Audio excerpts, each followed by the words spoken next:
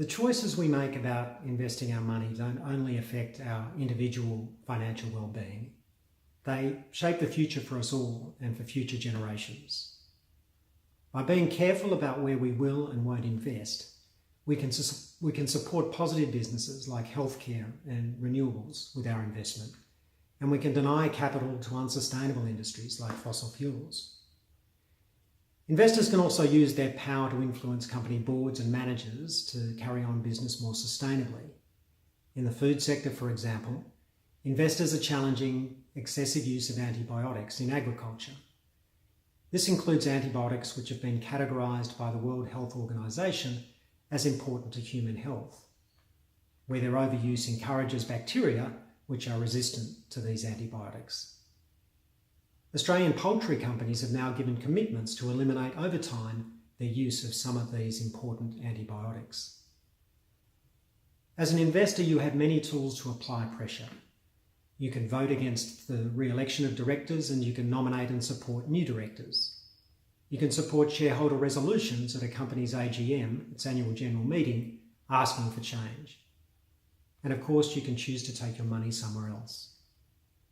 Investors can also use their public voice to influence government and voters.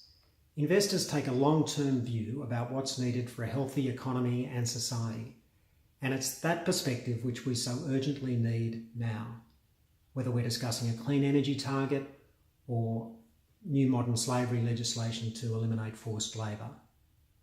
At Australian Ethical, our approach is to use all these tools to make a difference when we're investing for our superannuation fund and for our managed funds.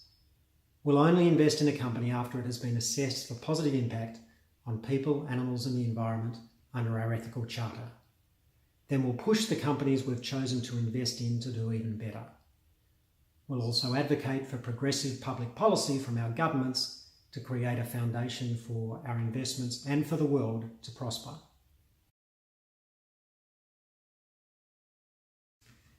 Sometimes people worry that by investing ethically for positive impact that they're going to need to give up something financially. That's not our experience at Australian Ethical, and it's not supported by broader market research. The Responsible Investment Association of Australasia compares the performance of ethical and impact funds against mainstream funds, and they've consistently found that the ethical and impact funds have performed better over most asset classes and time periods. That doesn't surprise us. A focus on businesses creating a better future helps build portfolios of companies with strong growth prospects and helps avoid companies exposed to higher risk of negative action from consumers and governments. You only need to think about what happened to the share prices of the Commonwealth Bank and Volkswagen following their very public scandals. By paying careful attention to the positive and negative social and environmental impacts of a company, we get a better understanding of the company's financial prospects and of its value. This helps us make better decisions from both a financial return and impact perspective. Another way of thinking about this is to recognise that investors don't just react to the world, they have the power to themselves help shape the world's future. Take climate change. By shifting capital from fossil fuels to renewables, impact investors help to bring down the price of renewable energy. They encourage investment in more flexible electricity grids and battery storage, and they help bring about a world which limits warming to well below 2 degrees. And we know that a 2-degree world is going to be a much better place for us to both invest and to live than a 2.5-degree world or a 3 or 4-degree world.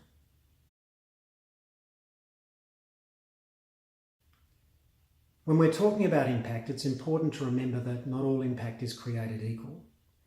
Think about 2 peanut growers. One grows peanuts in Queensland and supplies Australian consumers.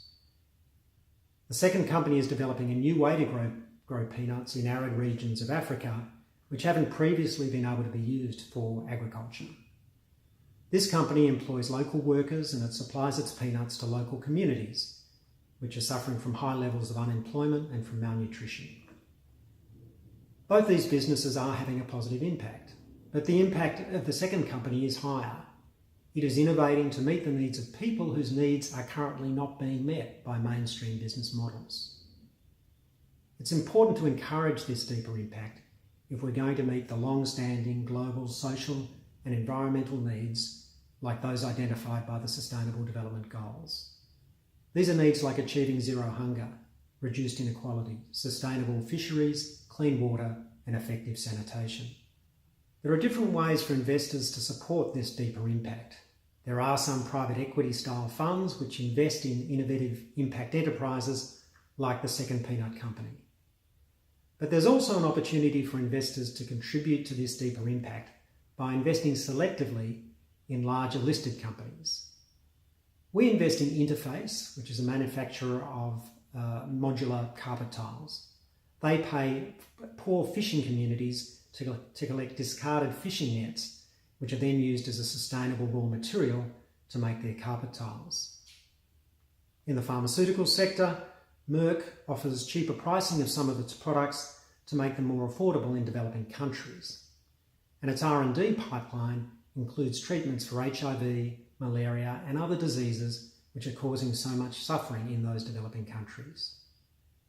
In the food sector, global giant Unilever has been a prime mover in establishing sustainability standards like the Marine Stewardship Council for Fishing and the Roundtable on Sustainable Palm Oil. We do recognise that there's a lot to debate about whether these multinationals are doing enough, whether industry sustainability standards are strict enough, whether they're being enforced, and whether some companies are motivated more by brand value than by achieving real impact.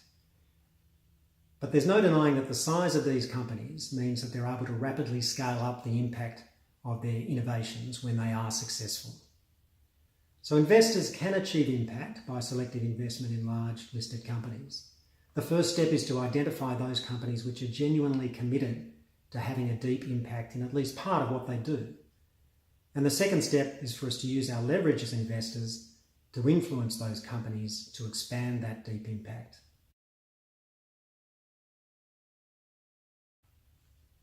A key challenge and opportunity for impact investing is better measurement and communication of impact.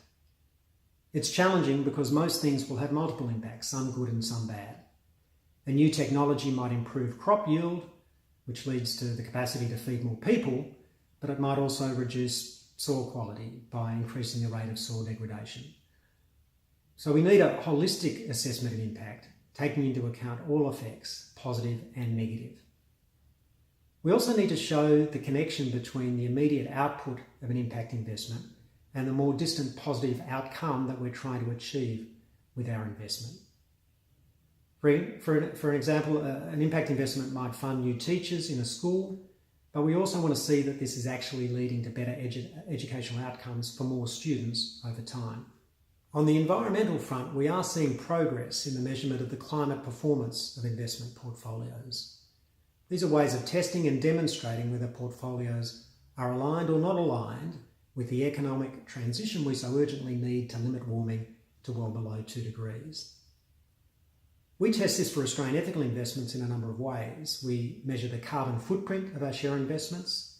We also monitor the impact of our advocacy work to shift corporate behaviour and government policy. All this work helps us demonstrate to our clients that their investments are 2-degree aligned. The emissions intensity of our share investments, for example, is about 1/3 of the market benchmark. We're also seeing more measurement of social impact, often using the Sustainable Development Goals as an overarching framework for identifying the different dimensions of social and environmental impact. These new and more reliable measures of impact are helping us to invest more effectively for impact alongside financial returns, to make investment choices which increase positive impact for people, animals, and the environment. It also helps us to be more transparent. As well as disclosing the companies that we invest in, we're able to show our clients the social and environmental effect of their investment portfolios. This increased transparency empowers people to make more informed choices about the sort of impact they want to have with their money. And it helps build trust that they're investing in real impact and not just an impact label.